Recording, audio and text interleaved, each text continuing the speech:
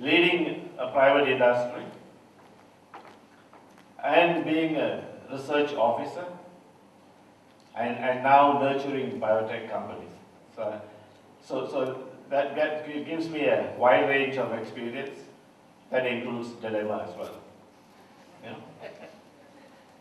So I spent 6 years teaching at London University, plant biotechnology, full-time teaching, and part-time consulting.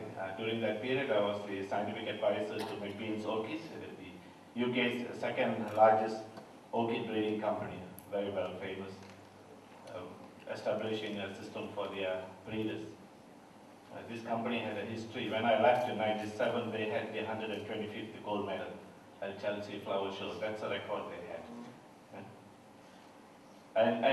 Upon returning to Malaysia, I was leading a private biotech company as the R&D manager. Then decided to give it a change from leading private industries. Being a fundamentally in heart a teacher, teaching, it was very difficult. When I say the dilemma was leading a private company. It's always a battle between a scientist and an accountant.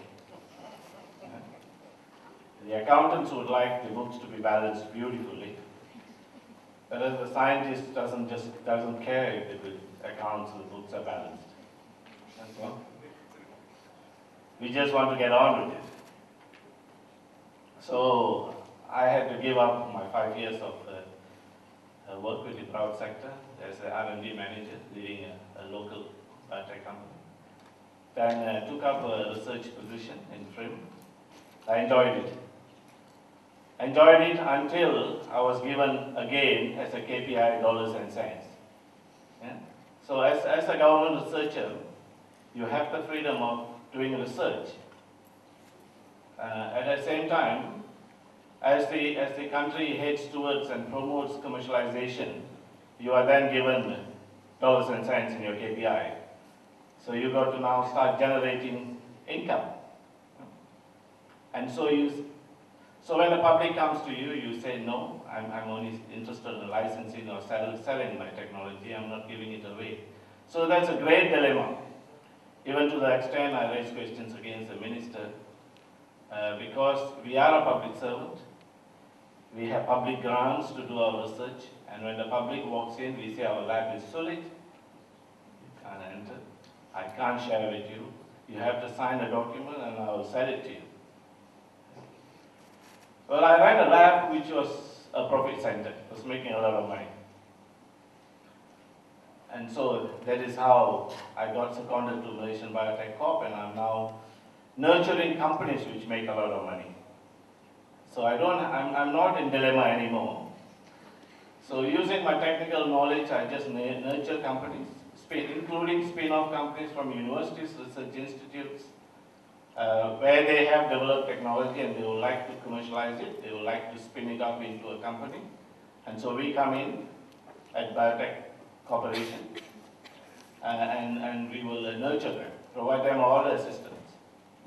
With the onset of the Malaysian National Biotechnology Policy in 2005, launched by the then Prime Minister Tun Abdullah Ahmad Badawi, Malaysian Biotechnology Corporation was established to actually implement this National Biotechnology Policy.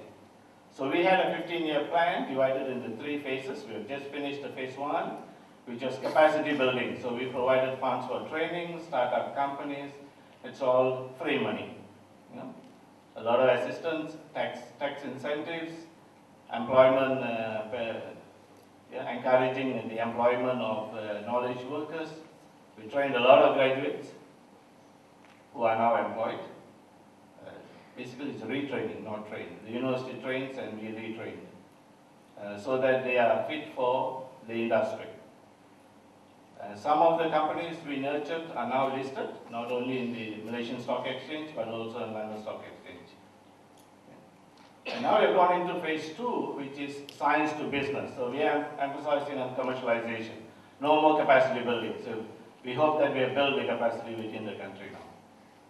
And so now we are nurturing so that our companies will engage into serious commercialization and they will employ our local graduates, and so our graduates will have a place to work when they graduate.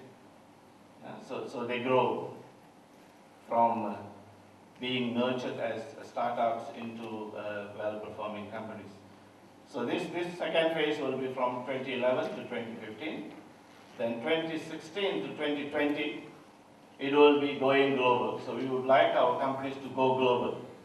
Yeah? We're not too keen if we don't get FDIs, foreign direct investments, because we would like our companies to go global.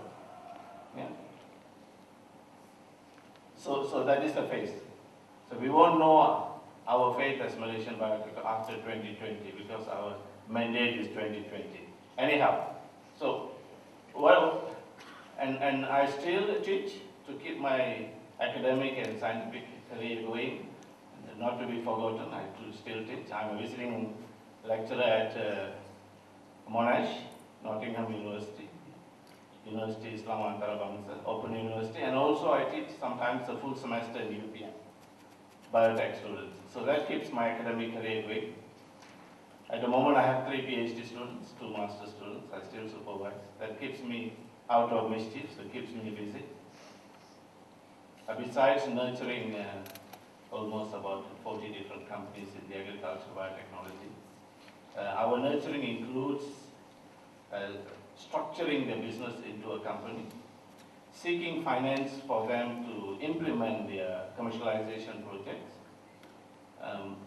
helping them in protecting their technology, helping them in actually even up to the extent of looking for land for them to implement.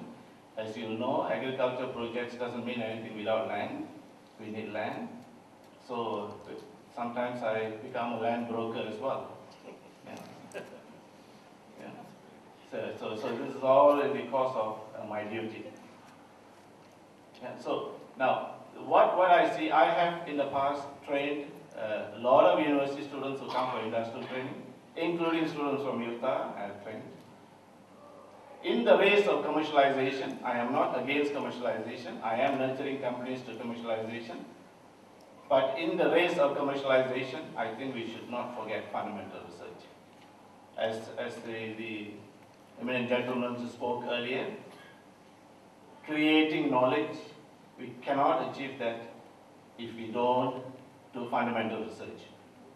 Yeah, so we need to build, when companies come to us, all researchers come to us with their technology, where they say they're ready for commercialization.